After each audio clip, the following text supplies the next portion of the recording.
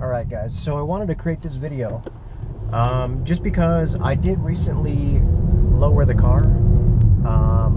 I didn't get a chance to actually go through and do like a complete introduction to lowering the vehicle, like, hey guys, how's it going, blah blah blah, but I still wanted to give you a small introduction and kind of let you know what happened. So I've lowered my Accord. It's a 2018 Honda Accord 2.0 Sport, aka Project Moonlight, and I initially purchased H&R springs, and after looking at several pictures online, realistically I was delaying the install process because I was being lazy about it, but that gave me the opportunity to search for different brands online, make sure I didn't really want to go with coilovers or even like an air ride type suspension. I found that Megan Racing was actually producing springs for our car, and when I looked at the available springs, I actually really liked the way that the vehicle sat in its final form. So one thing I noticed, and maybe this is just me, could be you guys as well, but when the H&R or even the Eibach, when the vehicle is lowered, it seems to me that the rear is kind of like leaning back or squatting. And I didn't like that look. I mean, it looks cheap to me. I'd rather get coilovers so that I can adjust my own ride height. But when I saw the Megan ride height, I thought it was level. The fronts are 36 millimeters, the rear are 32 millimeters. And with the weight of the 2.0 engine, it actually pushes the front down a little bit more, so the car looks level. What you're going to see me do is you're going to see me go through the installation process of the front and rear. Now, it's so easy to do both the front and rear that I only filmed one side. Okay, so you're going to see me do the front, you're going to see me give torque specs, and then you're going to see me get to the rear of the vehicle. The rear by far was the easiest. It takes like 5 minutes. It's a very easy install, and this will go for any lowering spring that you put on the Honda Accord, whether it's D2, whether it's Eibach, whether it's H&R, whether it's Megan. Any spring that they have available for this vehicle, the install and the removal of the stock springs are going to be exactly the same. With that being said, if you have any questions, comments, concerns, of course, reach out to me in the comments. You can find me on Instagram underneath JDM Dreamin' with an IN at the end. Otherwise, enjoy the video, and that's all for today, guys. Take it easy. Alright guys, so in order to disassemble the front shock, it's actually very simple. So you need a 14 millimeter to get to this bolt right here, and then you're going to need a 17 millimeter for the pinch bolt, which is this guy right there. So it's kind of hard to see, sorry with the low light here, but it's the one that's right in the middle of the screen that's illuminated right here where my finger is wiggling. So that pinch bolt actually clamps against the shock itself. So when we disassemble those two, we'll come up top. We will loosen all three of these. I'm actually going to loosen 1 and 2, and I'm going to leave about 2 threads left on this one. What'll happen is when you loosen these all the way, the shock will actually fall down, and it'll give you the ability to kind of manipulate the shock out of there. I completed the other side already, so I'm going to do this one for you, and then I'm going to get to the rears here in a second. So let me set the camera up and let me disassemble this for you guys. Okay, so now we're going to get to this 14 millimeter right here.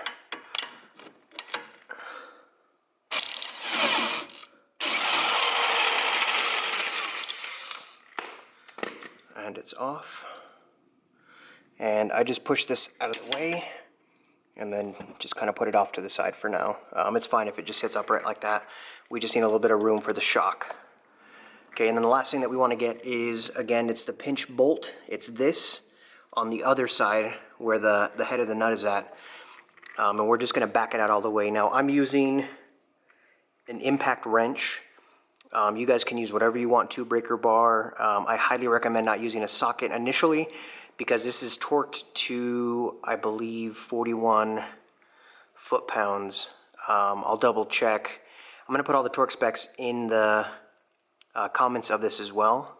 or the description, sorry, and that way you guys have all of the torque specs for everything.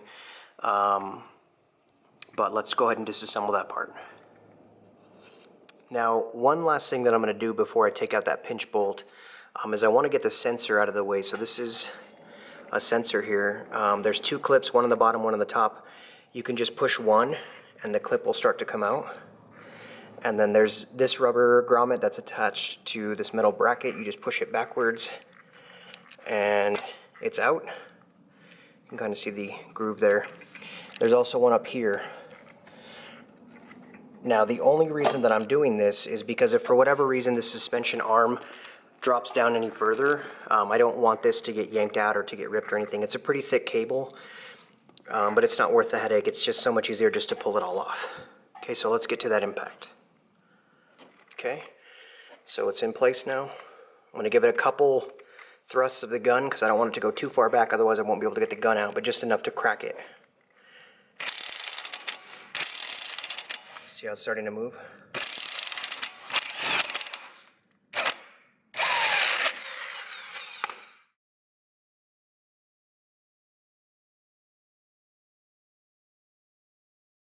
I'm going to get my jack to support the bottom of the brake, just so that when I take that nut out, I can support the suspension arm.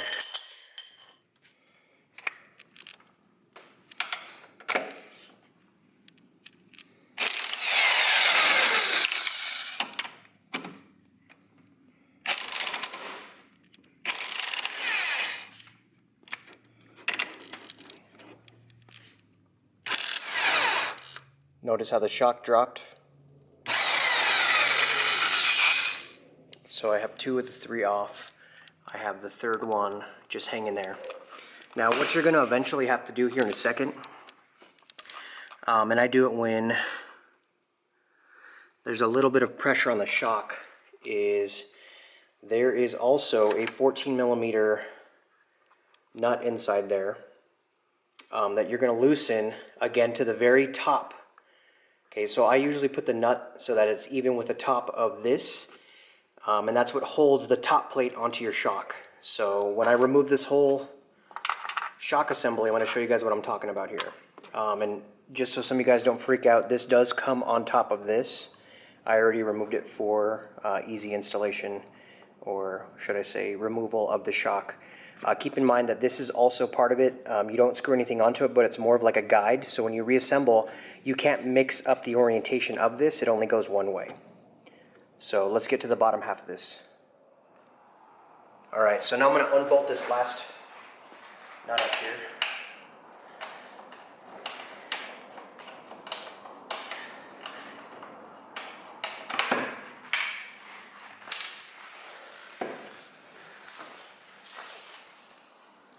Okay, so notice how it now travels. What I'm going to do is I'm just going to wiggle this ever so slightly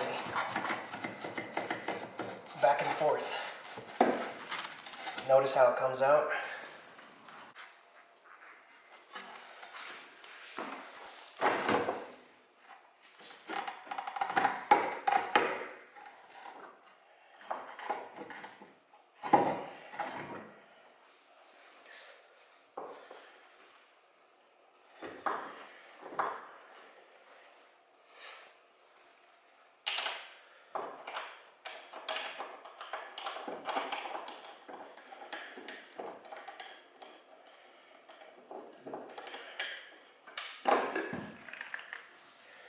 And our shock is out. Alright guys, so shock is out of the car again.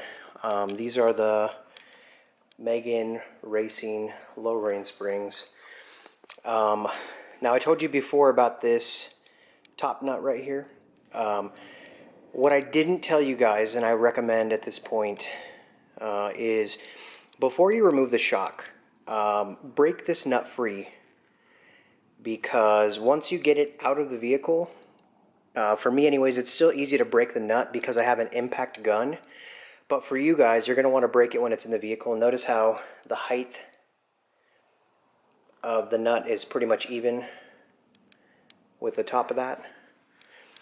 I will continue to screw it off once I have used my spring compressors, which are down here on the floor, and compress this enough to where I can remove it safely without the nut shooting off. Because right now this nut's the only thing that's holding this assembly together. So if I just take it off right now, that nut's going to go shooting somewhere, and this whole thing is kind of going to, I don't want to say explode apart, but there's a lot of kinetic energy that's behind this. So let me show you the process of getting them clamped and then removing this top section. Alright guys, so this top nut is backed off all the way. I have put the spring compressors on. I got these at Harbor Freight for like 20 bucks. And they have these little safety bars in there so they can't accidentally come off. But once this nut is off, let me just pull this out here.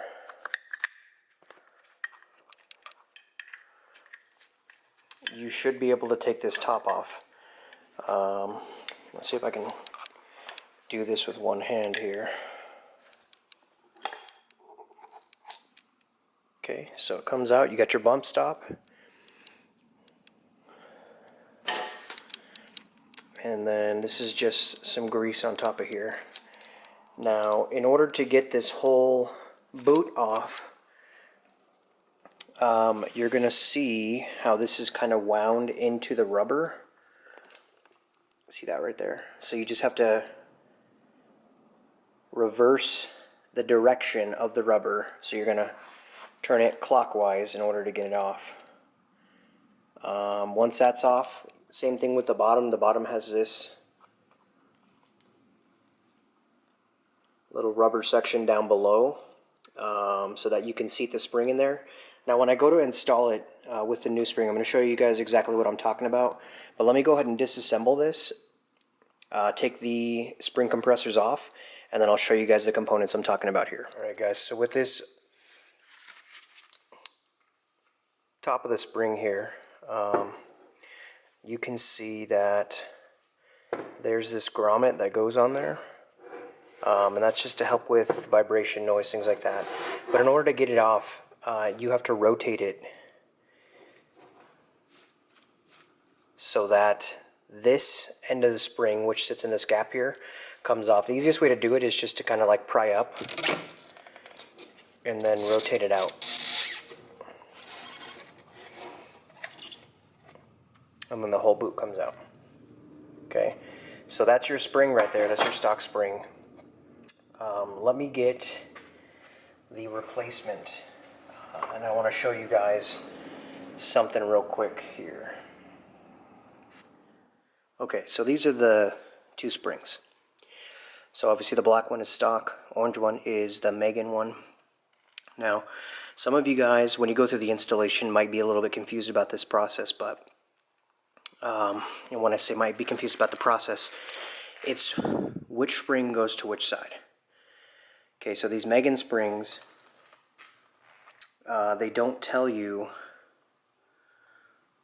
which side goes to what. Okay, and then also you're going to notice that one end is obviously bigger than the other. So when we look at the stock springs, they're the same way. One end is bigger than the other. And also, you can just look at how they're coiled. Okay, so this one goes in a clockwise direction. Okay, and the replacement one also goes in a clockwise direction. Both sides are exact same. Okay, now on the other spring that I just installed, they go the opposite. They go this way. Okay, so there's no way to get them confused. Again, when you go to install these, like I told you before, on the bottom of the strut there's these little rubber grommets, and they get threaded into them. Remember I just showed you on the other one? You turn the spring a certain way until it seats at the very end, which would be right here. There's only one way that they can be installed. Okay, so if you install them the wrong way, they're not going to fit into this grommet. So, common sense here. I mean, you don't have to spend an extra $150 on springs just because they label them and you can't figure things out. It is very easy. Just use your head. So I'm going to reassemble these right now. Alright guys, so with the reassembly of these, obviously the spring is going to be shorter. So it's very easy to put back on the top of the suspension and put the cap back on. You don't even need your spring compressors.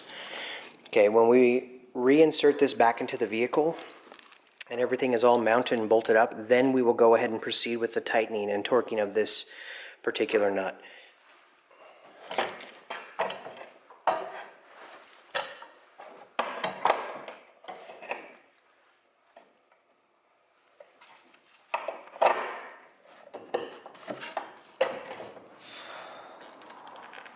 Okay, so all of the bolts up top are in at this point. Let me get the camera so you guys can see. Those are in. Okay, and we're just about right there. Now what I'm going to end up doing is I'm going to need to make sure that this is orientated correctly, because in the back here there is a small groove that's built into this body.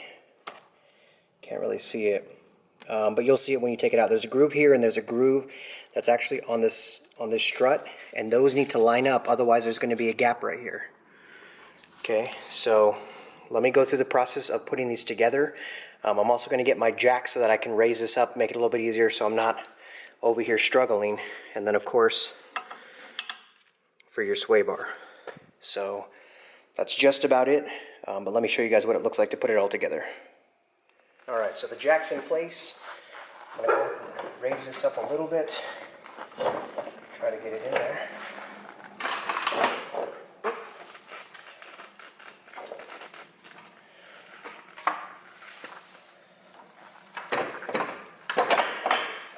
Notice how it just dropped. So just some slight wiggling. Again, I'm going to lift the jack up. So the jack's doing the pressure. And I'm simply just allowing this to seat itself. So I'm going to shake it. Falls into place. I'm going to raise my jack up a little bit more. And it looks like it's in place. Now it's 100% seated. Before, if it's not seated correctly, right now I just took it out of the groove and you can feel it. There's going to be a gap. Okay, no matter what you do, there's going to be a gap. If you rotate this, notice the gap's going to close. And it's going to fall into place. Boom, fell into place. And now the gap's closed. So I can raise up my suspension a little bit more. It's compressing. Everything is good to go. All I have to do again is bolt up this, bolt up the pinch bolt. Everything's good to go here. It doesn't rock back and forth anymore. And then fully tighten these guys up here. So as I'm tightening them down, I'm going to give you guys the torque specs of each individual one. Now I do actually have torque specs for this nut. However, because most of you guys are not going to have the tool that's required, because you need to have an Allen wrench that fits inside of there, and then you need to be able to tighten this down as well.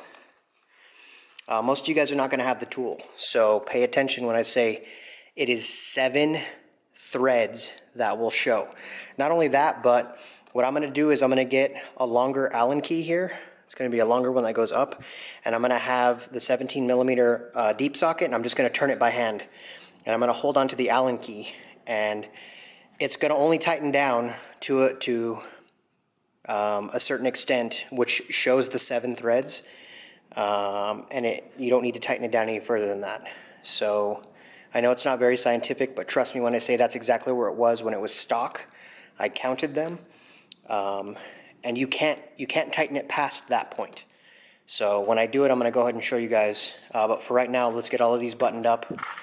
So these 3 top bolts, those are getting torqued down to 44 foot-pounds.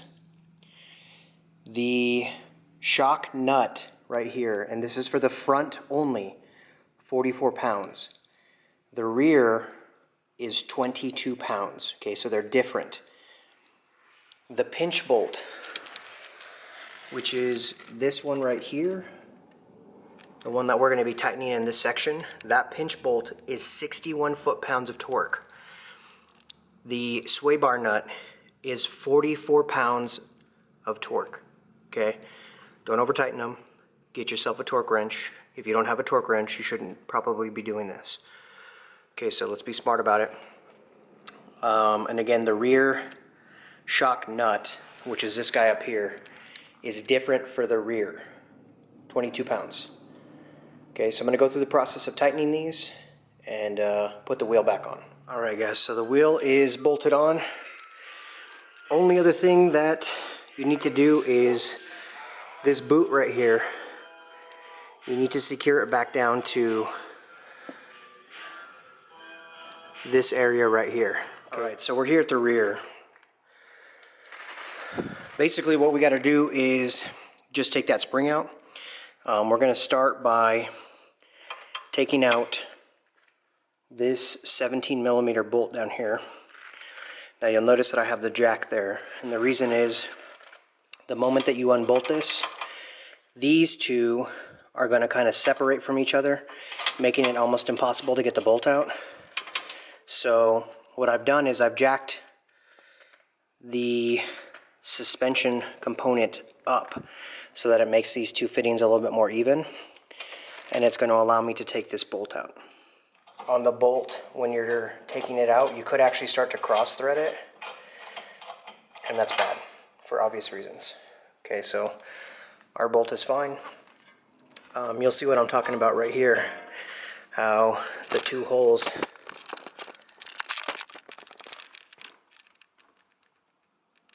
they're not exactly lined up, so just be careful with that. Okay, so now that I have the bolt out, all I'm going to do is lower the jack and then get this to come out. Alright guys, so as you can see here, I did remove the shock. I thought before I get through disassembling the sway bar, whole 9 yards, let me just compress the shock and see if it comes out. So I compressed it as much as I could in between these two coils. And honestly, just with like a little bit of downward pressure, I was able to slide this out because there is some grease on here, and it slides out from that little bump fairly easily. So before you go through the process of disassembling the suspension, sway bar and all that, unless you're replacing it, give this a try first. You're going to notice down there there's another one of those pre-drilled holes that fits the bottom of your spring. Same thing with this. So we're going to remove this rubber and this rubber, install it on the new spring, and put it back here. Alright, so I reinserted the rubber bottom piece of the springs here. And I also put the top one on. So what I'm going to do is I'm going to try to thread this in to place and then get it installed.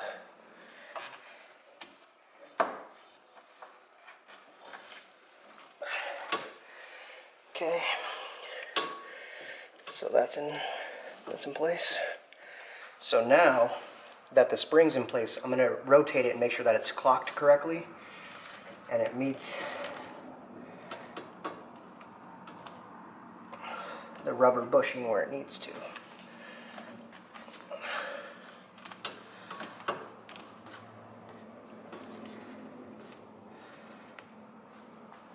That's it right there.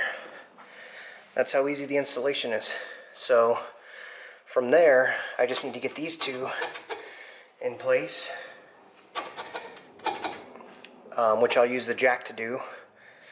Put the bolt back in place and then torque that down to spec.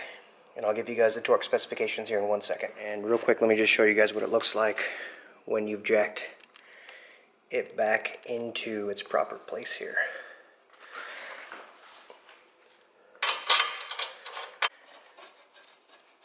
Again, don't force anything because you don't want to cross thread it. That's the last thing you want to do, because guess what? You got to get your car towed into the dealership, and it is no fun. And the whole purpose of this is to show you guys exactly how to do it so that you could avoid issues like that. So I'm going to hand tighten this again with that 17mm.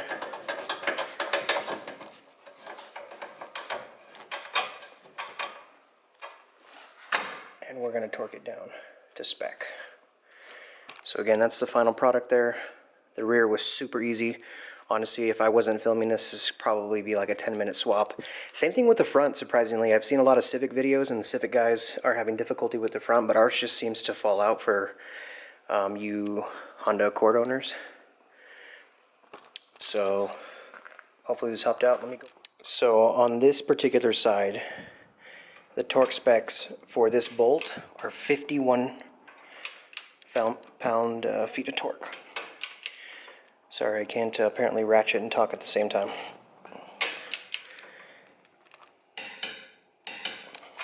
So again, 51 for that bolt right there. That's legitimately the only one that you need to take off. And then compress the spring. Make sure your spring is clocked correctly in those rubber grommets. Up top, you don't really have to worry about that as long as the rubber grommet is clocked correctly on there prior to installation. You're good to go.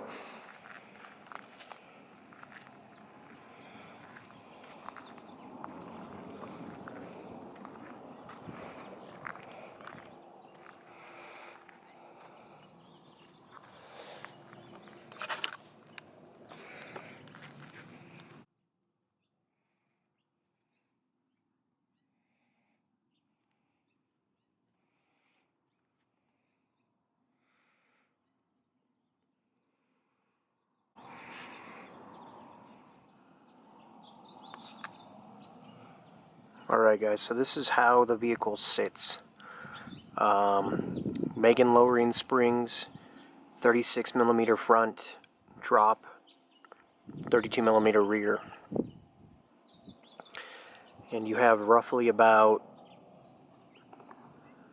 fingers gap in the wheel well. So let me know what you guys think.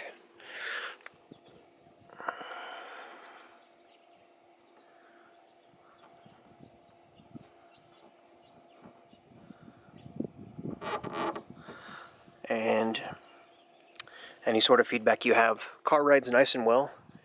The springs are stiff, obviously. Center of gravity is balanced. Does not feel bouncy, but it definitely does the trick.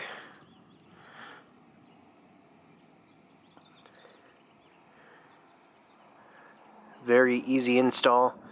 If you guys watched the video, obviously I only did one side for you guys to see, but the install should be fairly quick.